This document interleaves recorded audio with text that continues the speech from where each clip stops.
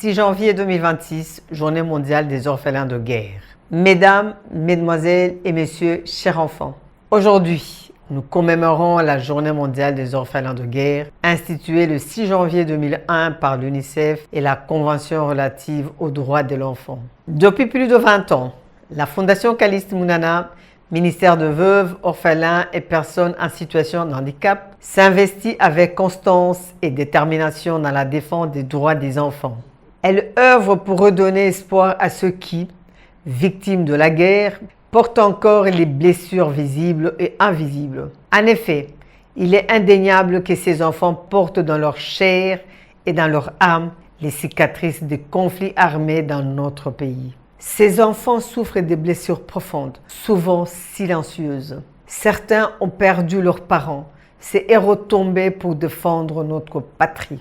D'autres grandissent sans accompagnement, exposés à la solitude et à l'incertitude.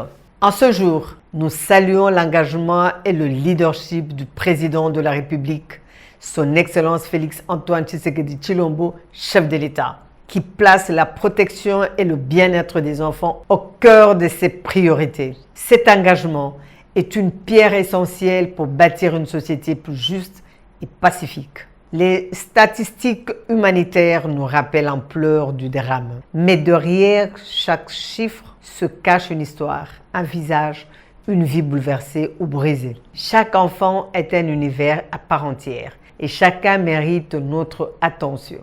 La Fondation Calixte Mounana appelle donc à l'union de forces. Institutions, partenaires, communautés et citoyens. Ensemble, nous devons assurer une prise en charge efficace pour que cette catégorie d'enfants puisse surmonter leur traumatisme, se reconstruire et s'épanouir afin de transformer leur douleur en force, leur solitude en solidarité, leur fragilité en résilience. Ces orphelins de guerre sont les symboles vivants de notre résilience nationale. Ils méritent un soutien inconditionnel, une protection renforcée et une place digne dans la société. Engageons-nous à bâtir un avenir où aucun orphelin de guerre ne sera oublié. Offrons-leur refuge, soutien, espoir et opportunité de devenir des citoyens congolais actifs, responsables et porteurs de paix. Car investir dans leur avenir, c'est investir dans la paix durable et la stabilité de la République démocratique du Congo au bénéfice de générations futures. Je ne saurais finir mon message sans adresser mes vœux le meilleur au président de la République, son Excellence Félix-Antoine Tshisekedi Tshilombo, chef de l'État, et à tous mes compatriotes.